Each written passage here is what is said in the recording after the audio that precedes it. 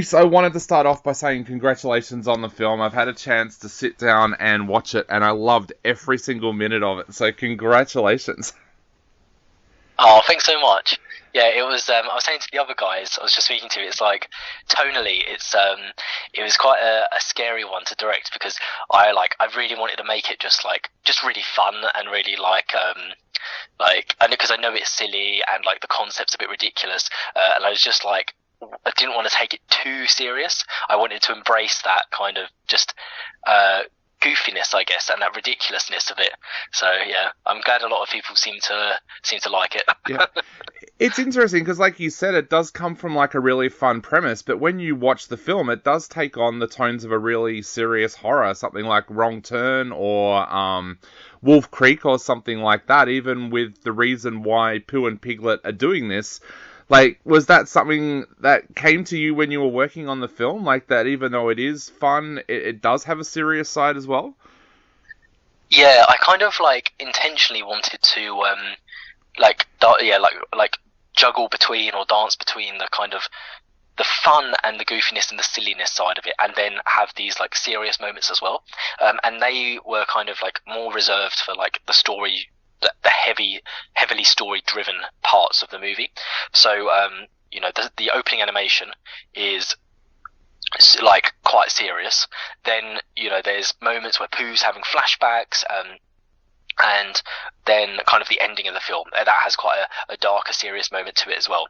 And mostly in between there, it kind of just embraces the fun and the silliness. So it's a little bit of a roller coaster. And I know like some people, in the cinemas, they don't know whether it's okay to laugh at points, but like it absolutely is. Like, I made the film for people to kind of watch as a group, like a load of horror fans, and just like laugh at whatever bits you want, whatever you find like really funny and silly. Because on set, when we were making this, like myself, the cast and the crew, we had like the best time making it. Everyone was just in hysterics, and yeah, it was I wanted that to kind of translate onto the screen and the audience. So, Rhys, where did the idea first come about for you to make a Winnie the Pooh horror film? Like, was there a moment when you realized this would work, or did you have a bad experience with Winnie the Pooh as a kid? Where did the idea come from? So, it wasn't. I didn't have a bad experience with him. No, there's no like traumatic moment from when I was like 10 or 8.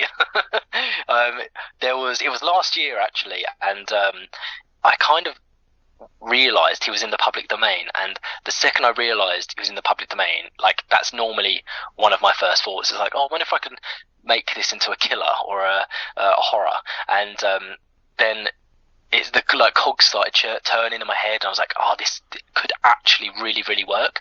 And I started getting really excited by it. And then I approached our kind of normal distributor, and I was like, right, do you guys want to come on board, and we'll co-finance this, we'll kind of get it going. I've got all these ideas, I'm really kind of like passionate about it, and I started after about literally one day after it was kind of like greenlit, I started thinking about what direction to take it, and I was just getting more and more excited because I was like, okay, I can either take him down the whole like Chucky route where he's really small, he's running around, and he's a bit like just making funny comments and stabbing people, or I could take him down this big lumbering Michael Myers-y route, and I was leaning towards that, and I was thinking that would be a really cool way of going with him because people don't expect it, and also it really lends itself to horror in general, because I can if I make him like a half man half bear,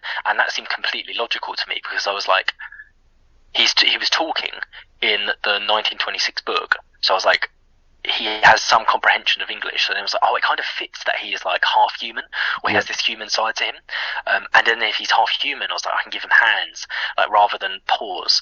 So as soon as he got hands, like I was like, this is all working. I can give him machetes, Piglet can have sledgehammers to smash people in the head, and like strangle people with chains, and it all kind of started rolling then, and then just went on to a bit of like put my producing hat on. I was like, right, how can I make him look? Can I source some masks and bits? And yeah, I found like the perfect ones, and everything linked together, and then the project I just went with it.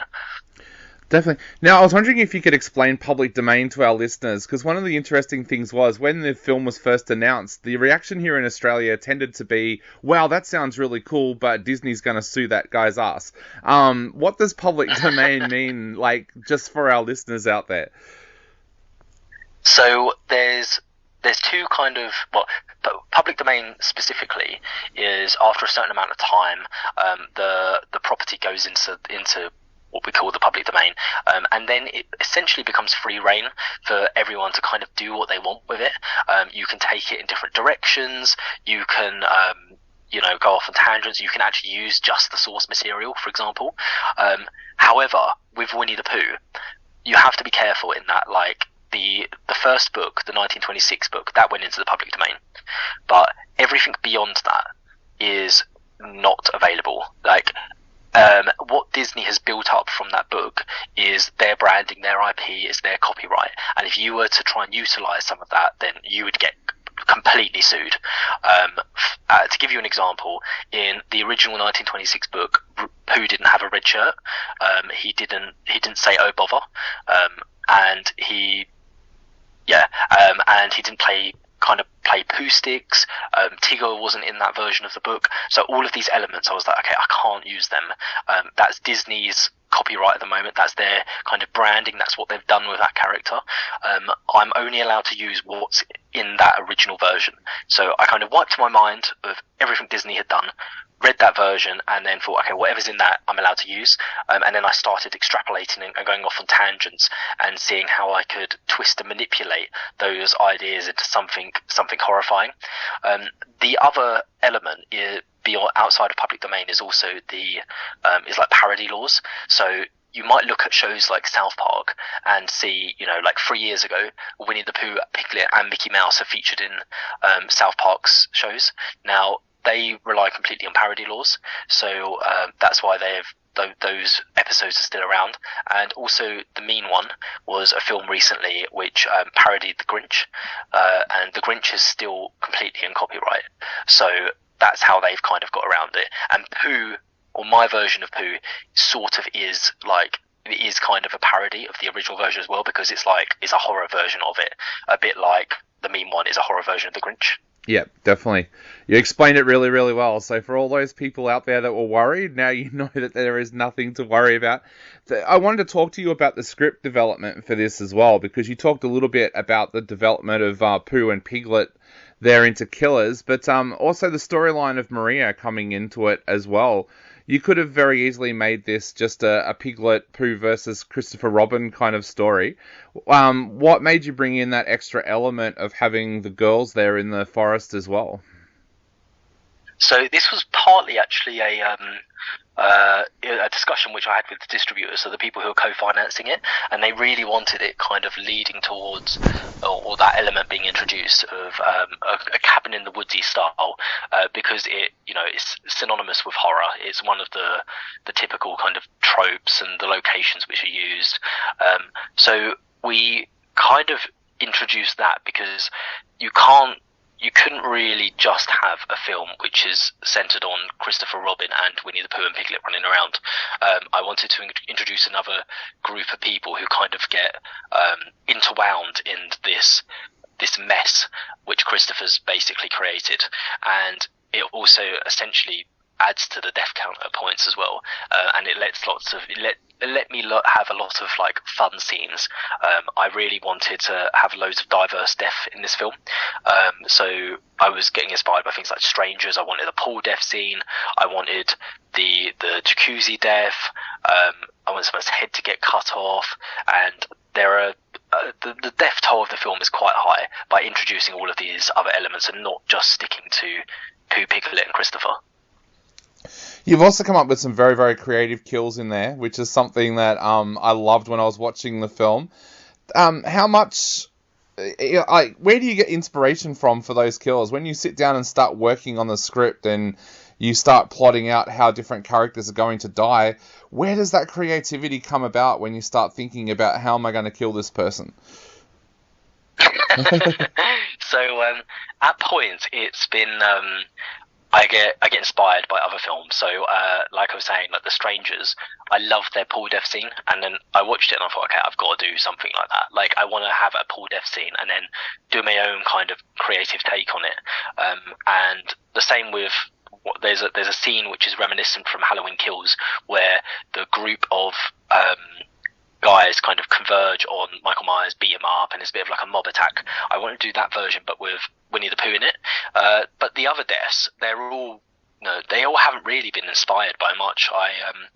I kind of have this, when you're like a horror director and you love horror, you're kind of naturally trying to think of crazy ways of killing people, and at least that's what I do. I will literally go around to like some locations, look at things, and then I'll often think, how would that kill someone? Would that be really brutal? How would that come across? And if I really like it, then I'll make a note of it. And that's how I got the idea of running over her head and it crushing it. I thought that'd be brutal and that'd be crazy, and also it's like easily accessible for me. The other death, there was a wood chipper one that was actually completely improvised. I had a completely different death scene in mind for that, and it was going to be really brutal and really cool. I wanted the girl who dies to, I won't say the names, I don't want to ruin it, but I wanted the girl to run into the location. I wanted a hammer to get thrown by Winnie the Pooh. It hit her in the ankle. It break her ankle so she can only crawl now. And then I want there to be loads, because I saw loads of sawdust around. So I was like, I'm going to have loads of sawdust around. She can then, have been like slashed with a machete. So there's loads of blood. And I thought that would look amazing, having her kind of crawling on the floor with loads of like blood and sawdust all over her while she's screaming, and then from behind you can get all these cool shots of Pooh looming over her and just like stabbing her in the spine or something. So that was like my original intention, but then when I got there, I was like, okay, we can't do that because it basically wasn't safe. There was lots of nails in the floor, part of the area was kind of locked off, and I had a lot of pressure from the AD going like, you've got 2.5 hours to film all this, and I was like, oh my god. Which isn't much time at all, because I had to do the chase scene leading up to that as well. So I spoke to the farm, and I just started looking around, and I got the farm owner over, and I was like, okay, what's that? And he would tell me, okay, what's that? And then there was one thing I spotted, and it was a wood chipper, and I went, what's that? And he told me, I said, can I use it? And he was like, yeah. And I was like, can I move it? And he was like, yeah. So I was like, this is it. This is the death scene then. I'm going to bring this over, and she's going to get put into the wood chipper, and then, just get ground up and killed, and seeing all the blood coming out. And I thought that's like an awesome death. And it keeps it quite contained for me, because I was like, okay, I can limit it to the space around.